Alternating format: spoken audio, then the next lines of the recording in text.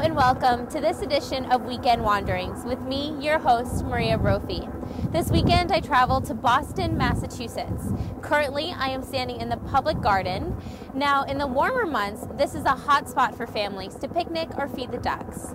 It is clearly too cold for that today, but the park is still stunning and a beautiful place to walk with friends. Boston is one of the oldest cities in the United States, founded almost 400 years ago. This city is bustling with things to do and places to go.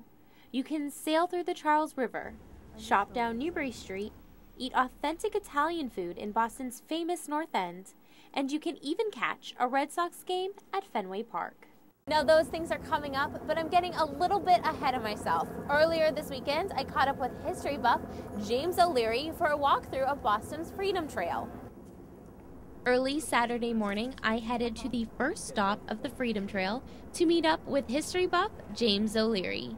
And boy, does he know his stuff. We spent the day walking the trail for an interactive tour of Boston's history. We are here on Boston Common. It is right in downtown Boston. It is actually the oldest park in the United States. It was established in 1634. Wow, and what was it used for back then? Well, Boston Common in 1634, it was originally used to graze the settlers' cows. And that explains why Boston is the way it is. The streets are windy and confusing, and that's because they were originally cow paths. And Boston Common has changed a lot since then. In the 1700s, it was used as a camp for British soldiers up until the Revolution. And after that, it's been used as a protest site. There have been protests against the war in Vietnam, all the way up to right now with the war in Iraq. Wow, James, that's a lot of history. It really is, Maria. But also something I'm really interested in is this beautiful building behind us. It just stands out and you see it. What is that? This is the gazebo here on Boston Common, and its primary use has been speeches. And over the course of history here in Boston, a lot of famous people have given speeches here. We've had Martin Luther King Jr., who actually attended school here in Boston. He went to Boston University. Pope John Paul II gave a speech here. And just a couple years ago, we have the current President of the United States, Barack Obama, spoke here on Boston Common in front of a crowd of thousands. Wow, that's so neat. So what's next for us? Well, Maria, our next stop is just across the street from the Common, so let's go. All right.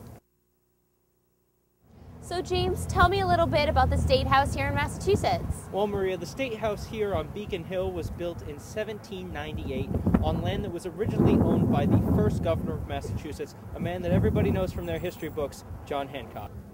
So James, the first thing you see, of course, when you see the State House is this bright gold dome. Can you tell me a little bit about that? I can tell you a little bit about the dome. Originally, the dome was made of wood, and when it rained, that roof leaked like crazy. So in the early 1800s, they capped it with copper, designed by Paul Revere.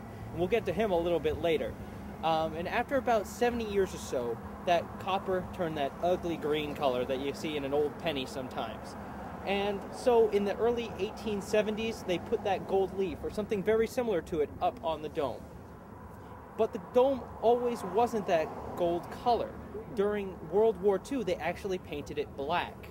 Oh, wow. Now, why would they do that? Well, they did that just in case there was ever a blackout in the city.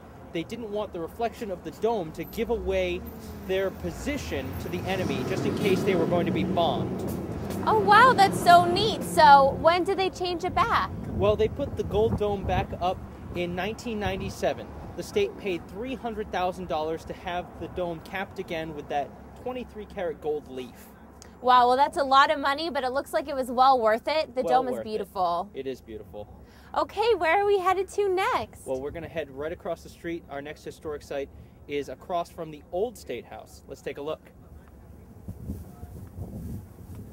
Well, here we are in the middle of Boston, and I see the old State House behind us, but I understand that's not what you wanted to show me? Not even close. The old State House is a beautiful building, but I want to talk about the sidewalk. This right here?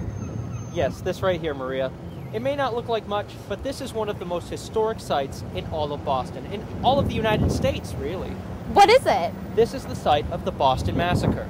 On March 5th, 1770, 8 British soldiers fired upon a crowd of Bostonians here in downtown Boston, killing 5 of them. It was one of the major turning points in American sentiment towards the British in the early 1700s, leading up to the Revolution.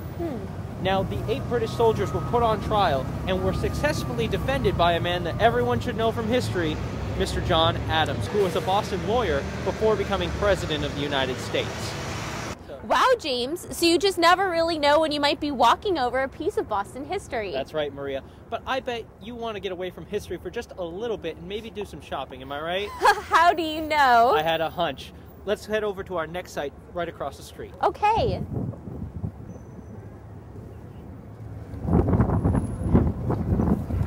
Well, here we are, Maria. We are at Faneuil Hall in downtown Boston. Now, this is a marketplace that was originally built in 1741. It was funded by a businessman named Peter Faneuil. That's how it got its name, obviously. So, less than 20 years after it was built, it burned to the ground. But they rebuilt it, obviously. It's much taller than the original structure and also much wider. And one of the major factors that I want to talk about here at Faneuil Hall is the weather vane on top. It looks like a grasshopper. That's exactly what it is. Now, there's some historical significance to that little grasshopper on top. During the Revolution, if you were considered or suspected of being a spy by the Bostonians, they would arrest you and then ask you, what is the weather vane on Faneuil Hall?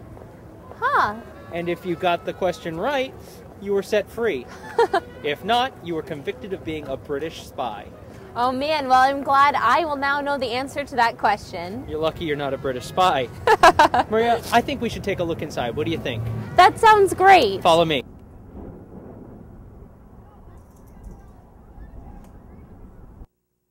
The Great Hall at Faneuil Hall has been the backdrop for speeches by famous politicians, from Sam Adams all the way up to Senators John Kerry and Ted Kennedy.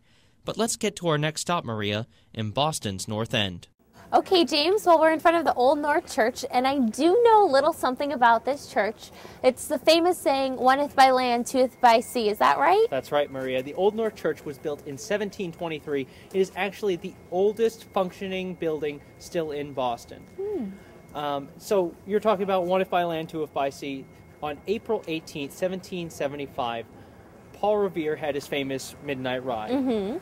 And what happened was the section of the church here was told, you know, if the British are going to march on Boston by land, hang one lantern. If they're going to come by ship, 2 lanterns. So that night, 2 lanterns were hung up in the Belfry Arch, and Paul Revere was over in Charlestown, saw the signal, and went through the countryside, all through Middlesex, warning the Bostonians, the British are coming, the British are coming. But a fun little fact, he didn't actually say that. He more likely would have said the regulars are coming out or the redcoats are coming. And the next day, Maria, April 19th, 1775, was the shot heard round the world at the battles of Concord and Lexington that started the American Revolution. Oh, wow, that's so neat. And April 19th is marked not only in Boston with the Boston Marathon, but we all have the day off in Massachusetts. It's Patriots' Day to honor those who fought at Concord and Lexington. Well, James, thank you so much for taking the time to bring me through the Freedom Trail today. From the Boston Common to the North Church to Faneuil Hall, it has been such an amazing experience. Maria, you are very welcome. And this has only been just a small taste of what Boston's Freedom Trail has to offer. So I really encourage you and your viewers to come on out to Boston and visit and learn not only Boston history, but American history. Coming up, a look into Boston's culture and dining on some of Beantown's best dishes. Don't go away.